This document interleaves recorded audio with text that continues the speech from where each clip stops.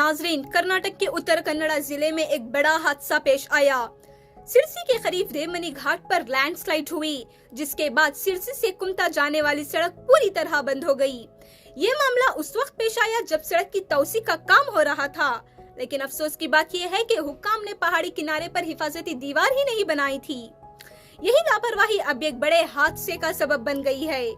मकामी लोग और माहौलियाती कारकुन बहुत नाराज हैं। इनका कहना है कि अगर थोड़ी सी एहतियात बरती जाती तो ये लैंडस्लाइड रोकी जा सकती थी। इस वाकये के बाद कर्नाटक के रेवेन्यू मिनिस्टर कृष्णा बैरेगौड़ा ने हादसे का दौरा किया और मीडिया से बात करते हुए कहा कि अफसरान की ये लापरवाही हुकूमत की बदनामी का बाज बन सकती है। पहाड़ी इलाकों में ये हिफाजती दीवार बनाना लाजमी है, इसे नजरअंदाज नहीं किया जा सकता।